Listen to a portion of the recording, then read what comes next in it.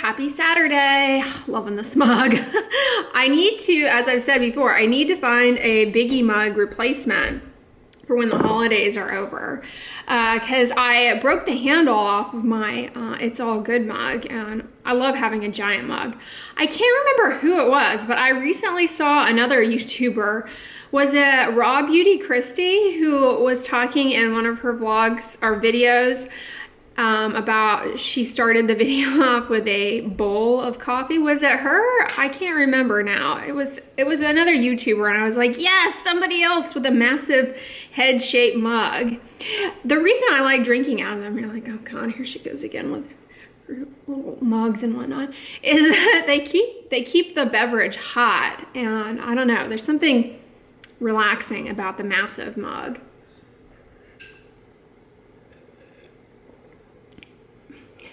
So I wanted to answer a commonly asked question. What is the percentage of zinc or the percentage of titanium dioxide that we should be looking for in sunscreens? And the answer is you really shouldn't worry about it, because the ability of a sunscreen to protect you either from a burn, which is due to UVB mostly, although UVA contributes to that to a certain extent, but it's mostly UVB. The ability of a sunscreen to protect you from a burn, and the ability of a sunscreen to protect your skin from the damaging effects of UVA, which to a certain extent burn, but mostly penetrate very deeply, activate matrix metalloproteinases that then lead to degradation of collagen, wrinkling, photoaging, exacerbation of many photosensitive diseases like lupus, polymorphous light eruption even, etc. The ability of the product to protect you from all of that stuff comes down to how the product is formulated overall. So the percentage of zinc and the percentage of titanium dioxide, which are the active sunscreen ingredients, first of all, that's going to vary a lot depending on the size of the zinc and titanium dioxide, whether or not they're coated. And then the percentage also will vary a lot depending on the overall formulation of the sunscreen. Other ingredients in the sunscreen, believe it or not, contribute to its ability to protect you from both a burn and from the damaging effects of UVA. A lot of the inactive ingredients do contribute. They're contributory to the overall protection of the product, while it's the zinc and titanium dioxide that are the active ingredients. The product overall actually plays a major role in that. You'll notice some products are more liquidy, thinner consistency. They spread more readily, whereas others are thicker. And so you can imagine, just based on density and thickness and viscosity, they have to add in other things to those thicker products, like thickening agents, to give that texture, to give more of a moisturizing vehicle as opposed to more of a matte vehicle. So the addition of those different ingredients influences percentages of zinc, titanium dioxide, and influences formulation overall. So at the end of the day, it doesn't behoove you to worry yourself about that aspect of it. I will say this, however, that zinc and titanium dioxide sunscreens, those are mineral sunscreens. Overall, they tend to be a lot easier to tolerate for sensitive skin. They don't typically burn around the eyes unless there's something else in the product like fragrance or some other ingredient that burns or stings. They don't typically burn around the eyes, but they do tend to leave a white cast. So a lot of sunscreens are formulated with smaller particles, smaller zinc particles and smaller titanium dioxide particles. And there is some thought that the smaller the zinc particle, the less you start to sacrifice a little bit of the breadth of UVA protection with the smaller particles. So remember the old school zinc oxide that the lifeguards would put on their nose? That was actually probably pretty good as far as UVA protection. But you know, nobody wants to walk around with that. So, you know, if you can select a non-nano-size zinc sunscreen, theoretically that gets you more protection, a little bit more, I would say, a greater breadth of UVA protection, theoretically. But again, it kind of depends on how the manufacturer formulates things overall. So here in the States and everywhere else, there has to be SPF. They have to tell you what the SPF is. That's something that they determine after the product has been made. They actually determine that on human skin, on actual people. That is how that is determined. So it is a biologic assay, if you will, done in actual people. They're looking for barely visible erythema. That is how SPF is calculated on human skin. And that's pretty standard. And generally, it's done by applying the sunscreen at a density of 2 milligrams per centimeter squared. So most people apply far less than that in real-time use, and therefore they end up getting less actual SPF. So that's one reason to shoot for a higher SPF. The higher the SPF, it kind of helps to compensate for any undershooting of application. It helps to a certain extent. You might end up with an SPF 30 if you choose an SPF 50, in other words, based on how people actually apply it in real life versus in laboratory kind of clinical, you know, in these laboratory type settings. So SPF, that's pretty standard across the board. That tells you the ability, how well the sunscreen is going to protect you against UVB, how well it's going to protect you against getting a sunburn, basically. But it doesn't tell you anything about the sunscreen's ability to protect you against those UVA rays. We don't have an agreed upon assay for measuring that. Here in the States, it's on a pass-fail system, so most of our sunscreens don't even report any kind of PA rating or PPD rating, whereas in other countries, they are required to do that. And each country has decided on its own way of doing that. So some countries use the PPD, some countries use PA ratings, but here in the States, we really don't. We just have a pass-fail system. And so a lot of times people will ask me, like, how does the sunscreen compare to this sunscreen with a PPD of this? And you really don't have there's really no way to make those kinds of comparisons. You can't really compare a sunscreen whose UVA was analyzed and assessed and quantified with a PA rating in Japan with another sunscreen from another country that used a different assay to measure its UVA prowess, if you will. Because they're different assays, they're done on even different, you know, some are done in actual people, others are done on like a laboratory and like a test tube. So there's a lot of variability in terms of how those are determined. So you can't compare one to the other. So I'd love it if we had an agreed upon assay and reporting system globally for unknown caller. Oh, jeez. Sorry, that was one of those robocalls. They've really amped. Those start to increase this time of year. They're really annoying. But anyways, what I was saying is I wish there was a universally agreed upon assay and reporting for UVA. It's really important. It's actually really important especially for patients with photosensitive diseases that are sensitive to UVA. Yeah, so it's really frustrating, but hopefully that helps. Don't worry about the percentage of zinc, titanium dioxide. It really, you know, is a bigger picture thing besides that in terms of the overall protection of the sunscreen. Anyways, why don't we go pop over to the advent calendar and see what goodies are hiding in it. All right, so let's do a little catch up with the advent calendar. Here's day 16. What do we have? Oh, this is the COSRX. So the COSRX mineral powder, sebum centella mineral powder, is a translucent setting powder that has silica, and I think it's got a little bit of cornstarch in it that'll help to, as it says, wick up a little bit of excess sebum and greasiness. It also has centella in it, which can be soothing. It doesn't have much in the way of jazzy packaging, and then Yes Style put the weird barcode on there. I don't know if you guys can see. Cool, that's a good one. All right, what do we have for day 17? Ooh, this looks like a lip gloss. This is Make Up Face Deep Volume Lip. I'm not sure what that has in it, but hopefully it's not a lip plumper.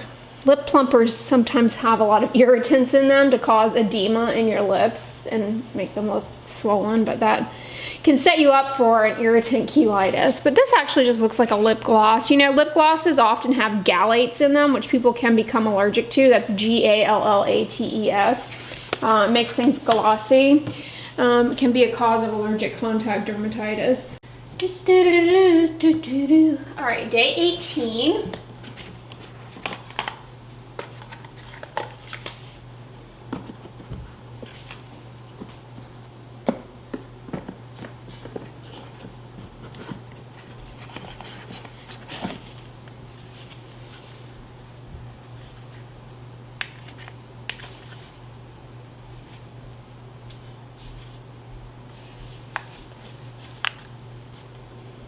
Day 18 is the Moonshot All Blusher. That's pretty. It's a pretty color.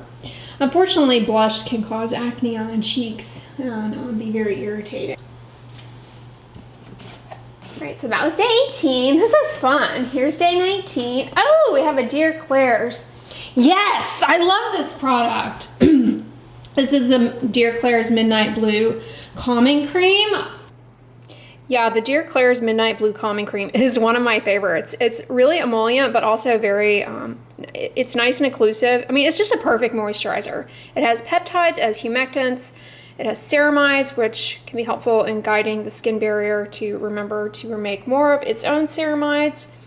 It has Centella asiatica, which is anti-inflammatory, has been shown to facilitate wound healing. I just love this product. You know, you have to be careful. There are a few websites that say that it has essential oils in it, but it does not. It doesn't have any fragrance. I contacted the company and they confirmed that. So yeah, it's really good. I typically get it on iHerb and I typically get it in the tube. I've never purchased it in a jar like this, but I'm glad to have another one. It looks like it comes with a Scoopy Doodle. Cool. All right. Well, hey guys, I'm here at my mom's. Oh, Tyvy's ready to play with Rosie. Yeah, he just wants to play with Rosie 24/7. Hi everybody, happy Saturday. Did you have a good week? Yeah, it went by fast, but it was Time does fly. I mean, this month is blitzing along. The weather's been really nice. Yeah, it's kind of hot today. That's why I'm wearing a tank top. I'm very proud of my little Christmas cat. Oh wow, I just noticed that. That is pretty. He's blooming really well. Yeah, where'd you get that? Kroger. I'm telling you, Kroger is a little gem. They have a nice plant section. Yeah, they do. I also want to get a couple little succulent type plants, and then I have my air plant that I gave him a really good, I soaked it in water, and I think he revived a little bit. Yeah, it looks nice. Because he was getting kind of brownish. But wouldn't it be neat if it blooms? I'm excited yeah, that would be about nice. that. So Cool. I'm trying to take good care of the little guy. Did Rosie? He put it there. Rosie? Daddy Bosie. Look at this lamp my mom got. You got this on Amazon? Yes, I did. It is the brand Hyper Air. You said you can put your phone here and it'll charge it? Yeah, it charges the phone. It also has a USB port. Oh wow. And you can change the brightness of the light also. It puts out a good bit of light. Yeah, Yeah, that's it's nice. better than that other thing I had there for a while. You know, so that was a good acquisition, huh? Yeah, good old Amazon. What's the brand? It's Hyper Air TT. Does it, and it collapses too? That's nice. So I'm gonna try and make maple candied pecans. I thought that'd be a fun, festive thing to do. And I'll put the recipe down below. I found it on the internet. We'll see how it goes. I've got my pecans here, maple syrup, cinnamon, it calls for cayenne, and a little bit of salt. So yeah, that is all this calls for. Alright, so to start out with, we just need 2 cups of raw, unsalted pecan house.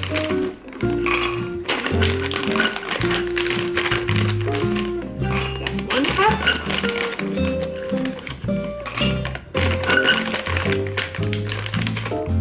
2 cups.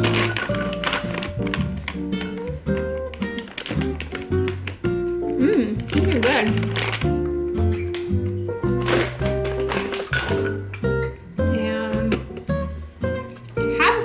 Maple syrup,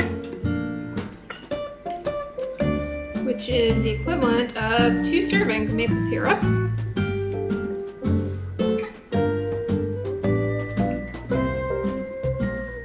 This also is from Costco, not sponsored. Although, if ever there was an appropriate collaboration, I think it would be Costco. All right, 1½ teaspoons of ground cinnamon, also from Costco.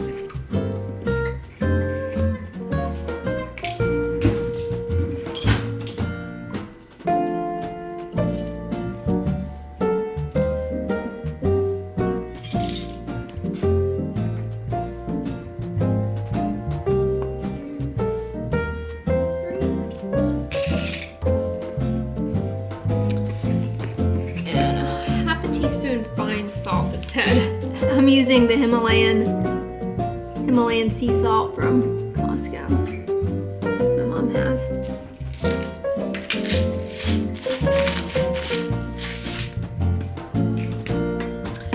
And 1/8 of a teaspoon of ground cayenne. This is one thing that's not from Costco, but I bet you could get it there.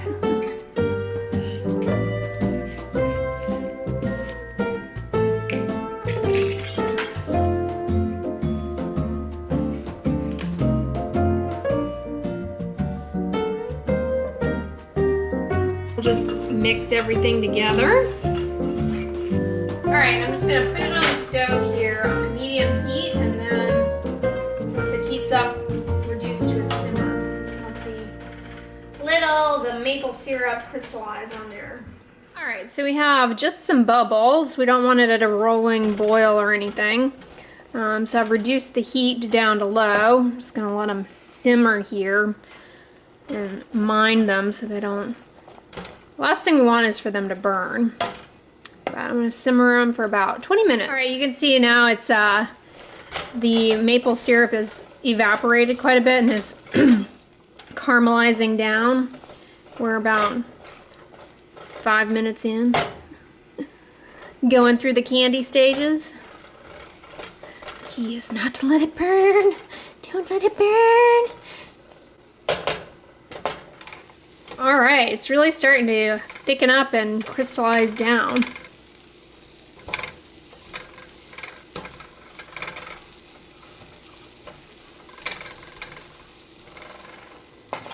All right, they have crystallized down, so we're just gonna pour them onto some parchment paper here to cool.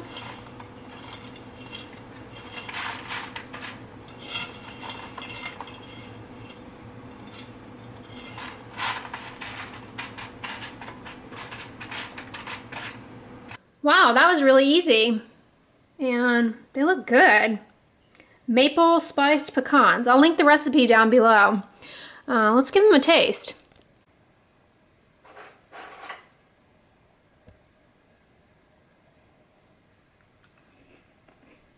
Mmm.